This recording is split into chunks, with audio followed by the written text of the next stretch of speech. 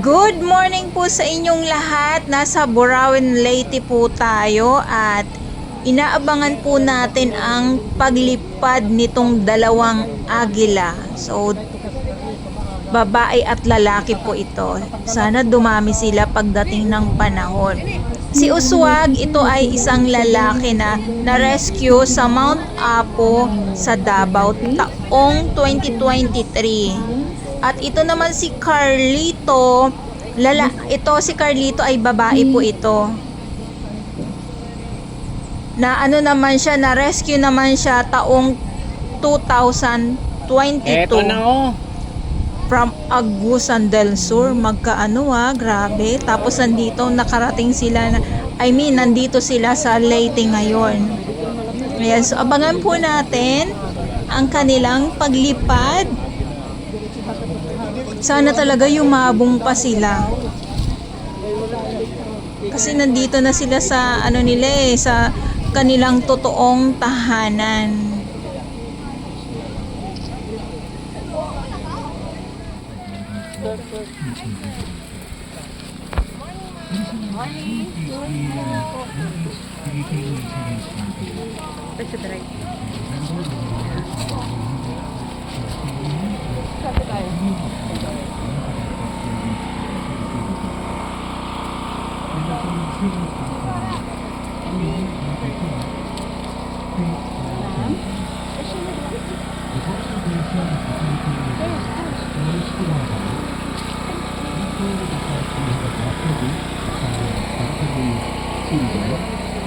But more importantly, because it resonates with our total vision of a lifetime for good.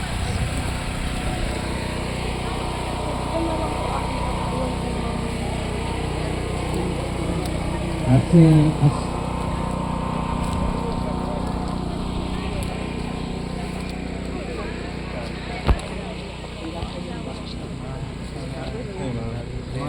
Hi, Mayor.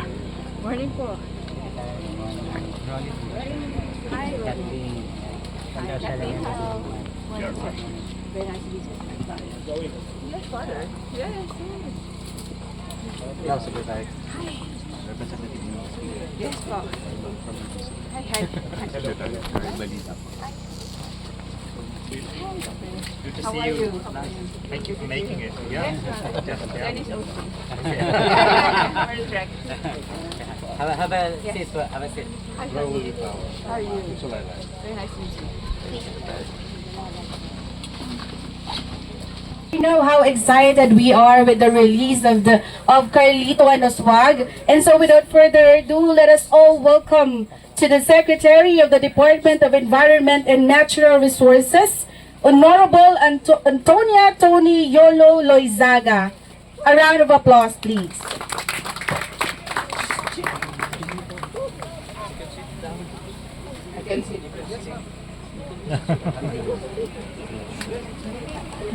Today, President of Eastern Visayas State University, Ms. Kathleen Gonzalez of the Embassy of Australia, General William Hotchkiss, honored to meet you here, sir, and our partners in this effort.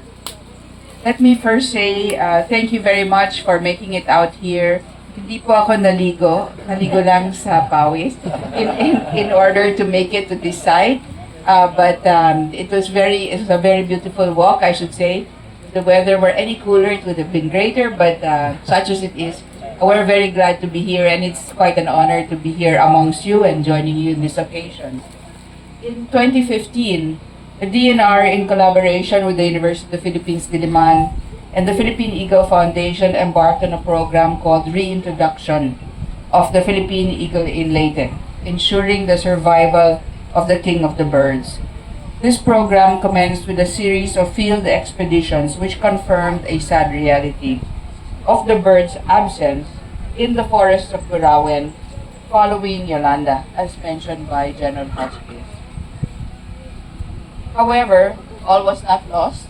I think with the dedication of the DNR then, of course, in PEF, we started to think about a reintroduction program.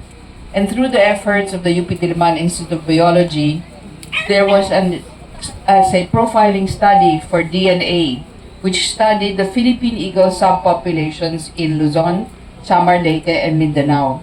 What the program confirmed is genetically, these birds were homogeneous.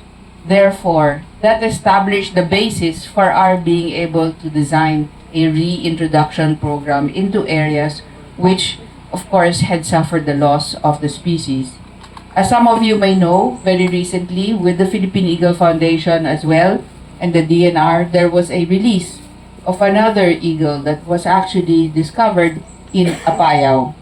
So we're very grateful for that discovery and for the work of the PEF in working with the LGU pairs remaining in the wild. Every single individual counts. Our hope, therefore, is that Oswald and Carlito will actually bear offspring that will help us reintroduce this species sustainably here in this part of the country.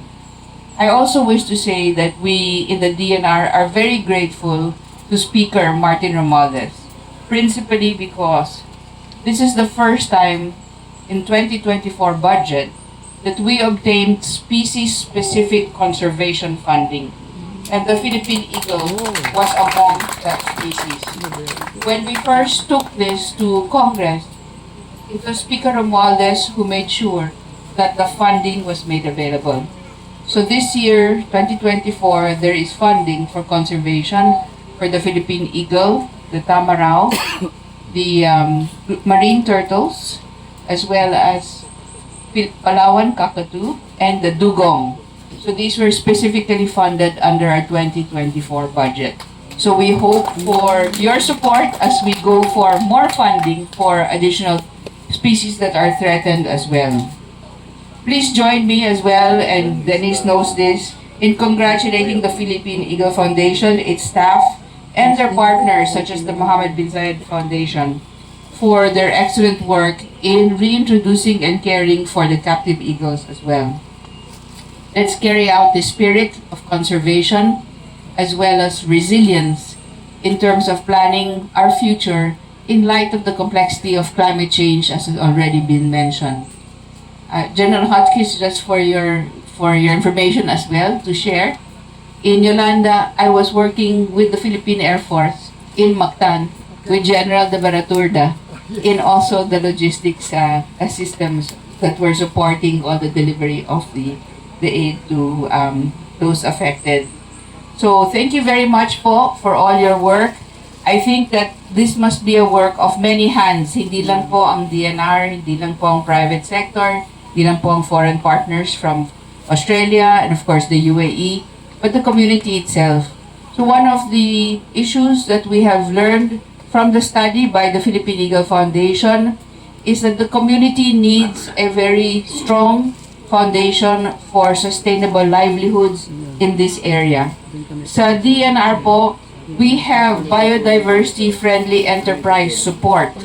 And so what we will be doing with our RED, as I mentioned also to Sir from Tingog, we will be trying to design with you, Mayor, biodiversity-friendly enterprise support, which has seed funding for small enterprises for the community to actually engage in order to support the needs that we've already identified with the study conducted by PEF.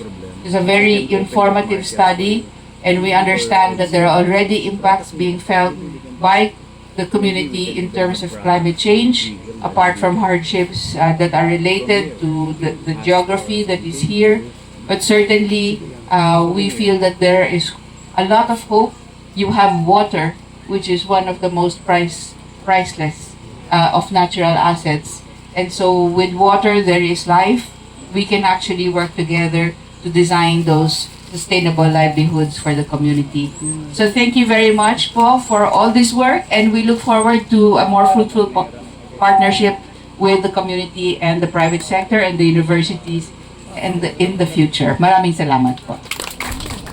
Ayan so eto na ang inaabangan nating lahat. Bali si Uswag po ito, itong unang lilipad. Ayan, Uswag, ang Philippine Eagle na nandito ngayon or dito na siya titira sa Burauen, Leyte.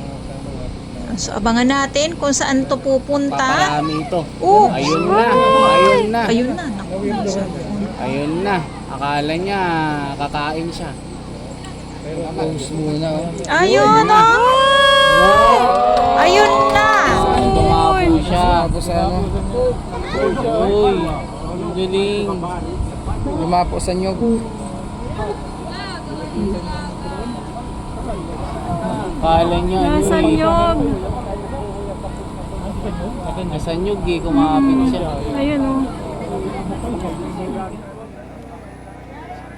Ang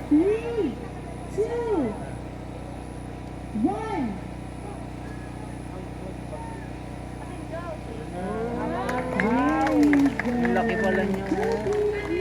Wow, sabi ko sa'yo eh. Ganda nung take off niya. Wow. Ganda, mga ano. Si Carlito nandito si Carlito. Kasama. Nandito si Oswald. Si Carlito po ay female, Philippine Eagle. Yun naman ay male, so hopefully silang dalawang asawa na pinakawalan dito sa Cristiano Philippine dito sa 34.